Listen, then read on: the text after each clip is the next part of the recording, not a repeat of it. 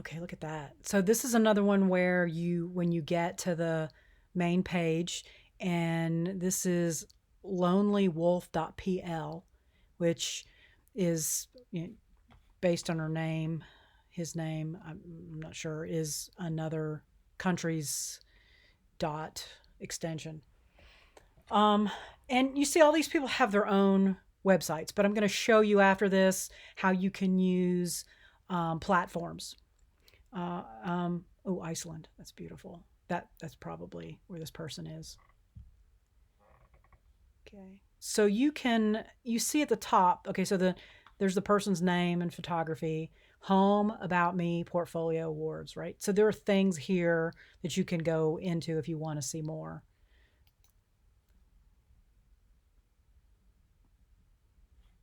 Latest work, favorite, black and whites, panoramas, Norway. Okay, so possibly Norway.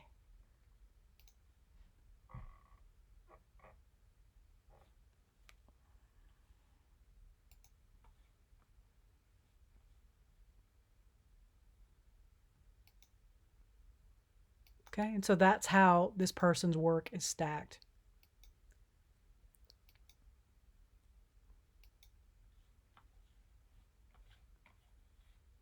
Okay, so if we now go to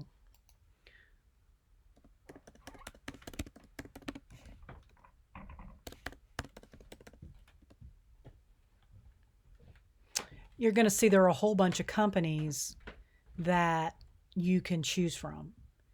Um, I haven't used any of these, so I don't know what to tell you as far as which one is the best.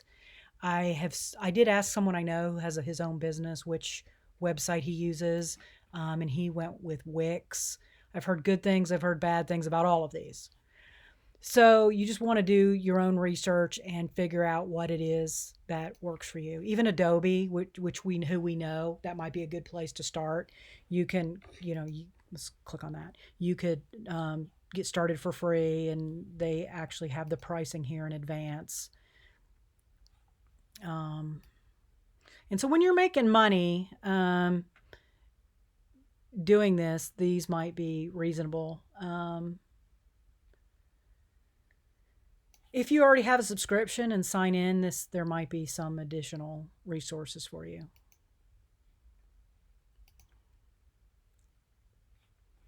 And then here are just some more examples of other people's websites and how they have created electronic portfolios. And one of the good things about looking at other people's work is so you can be inspired, of course, but also so you know not to copy them. So we can get out of this now.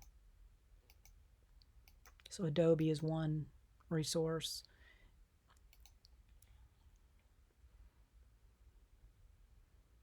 Let's see. Here's one, Wix. Here are some people that use their website, their portfolios.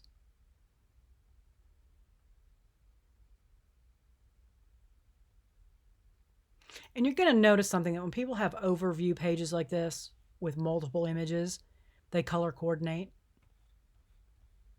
They have a similar style or theme.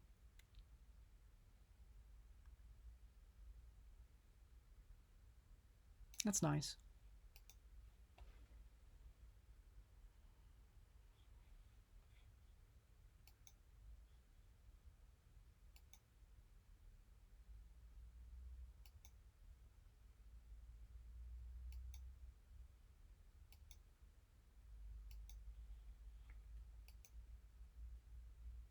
And you can navigate them all in a way that makes sense.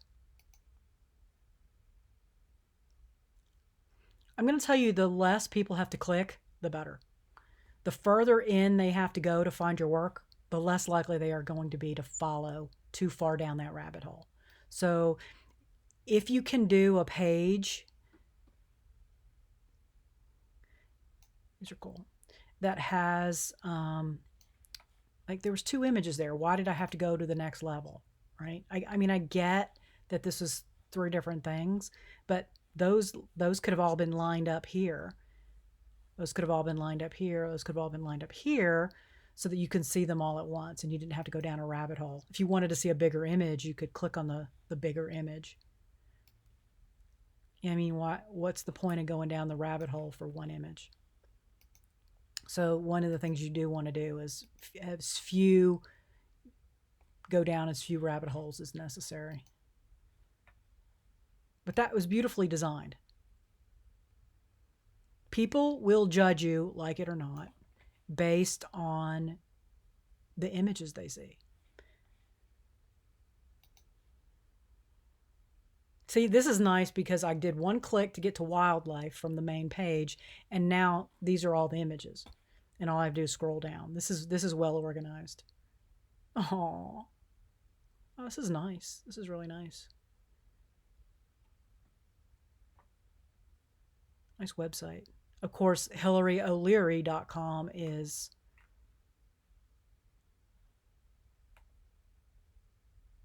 the name of the website. It's her website. Okay.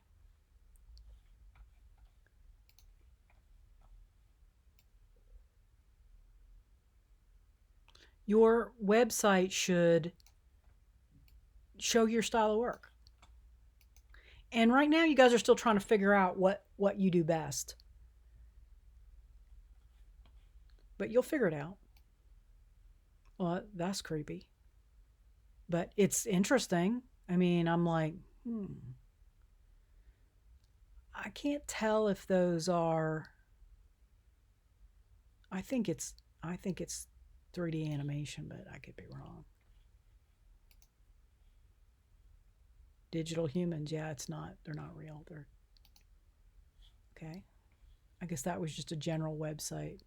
It's not photography, really. I was looking for that. Okay.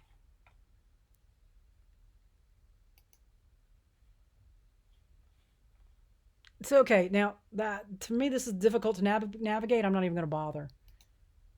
I'm gone. So you can't make it difficult to navigate. If somebody's website is frustrating, then I'm going to assume they're frustrating. Okay. And that may not be true. But I just don't want to deal with the hassle.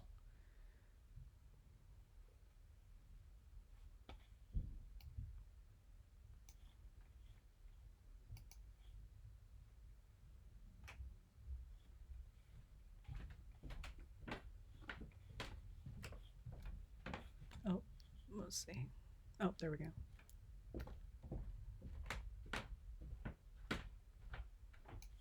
All right, they put her first.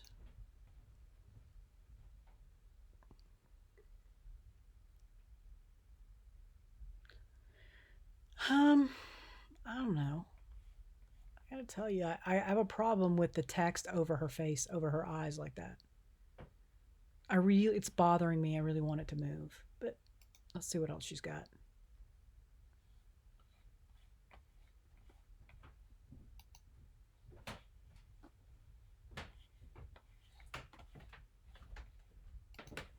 Okay, that was too frustrating because I couldn't get back.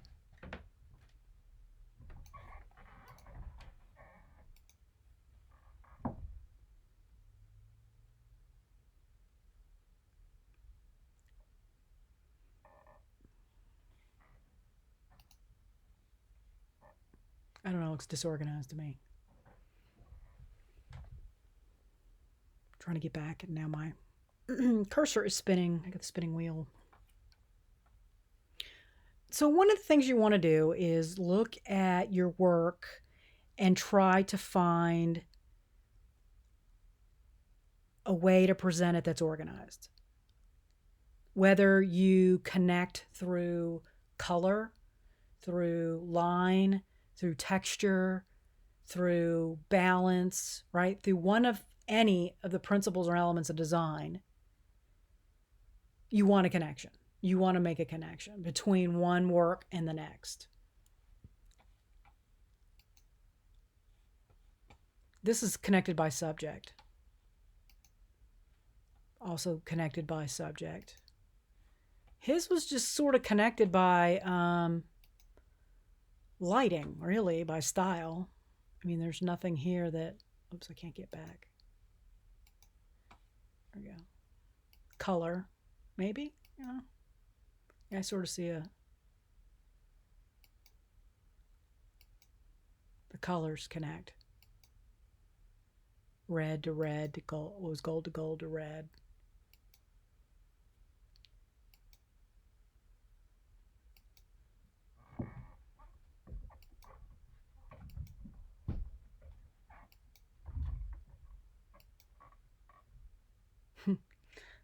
That face actually looks like that face. And there's a face. And there's no longer a face, so I don't know. I don't know. I mean, there's certainly a texture connection. The dots from the rain. And the dots. There's also the hair. In the hair. Little fuzz.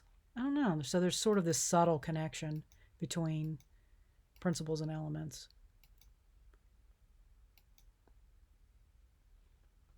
Shapes could be your connection.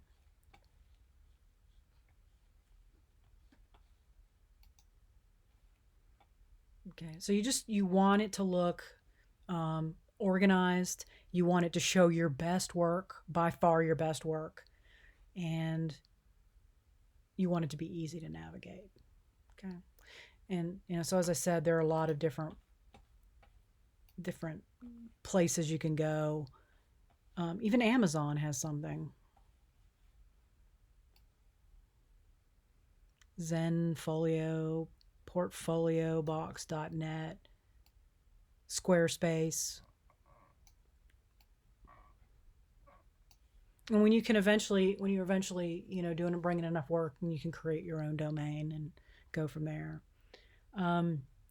So definitely you want to think about portfolio, even initially, if it's just a PDF file that you can send someone. So you meet someone and they want to see your work. At the very minimum, have a PDF file you can email them. And all you do is just put it together in PowerPoint, save as PDF file. And, with 10 examples of your work. I would say no less than 10, no more than 20. Usually people are going to know right off the bat, but if they want to see more than 10, then you can, 20. And that would be enough for them to have a good feel for your work. Things are ever changing, so you want to constantly update your website and change out the work.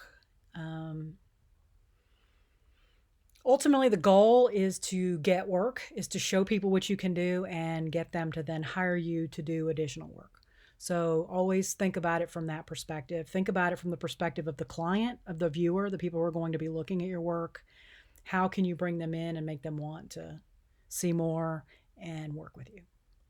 It helps to talk a little bit about yourself, but not too much. But talk about yourself in terms of the work you do for your clients, not in terms of your hobbies or interests. Whenever somebody says, in fact, that's a good interview question, people go, tell me about yourself. What they really want to know is, what are you going to do for me? And so whenever you do anything like that, client related, work related, you want to tell them about yourself in terms of what you're going to do for them. Right. And so that's what you talk about. You talk about how easy you are to work with, and, how you're a perfectionist and wants to always get things right. And I mean, only if it's true. You don't want to tell somebody you're something you're not, because then that doesn't go very well. Okay, so I'm going to leave this here, and I will see you in the next video.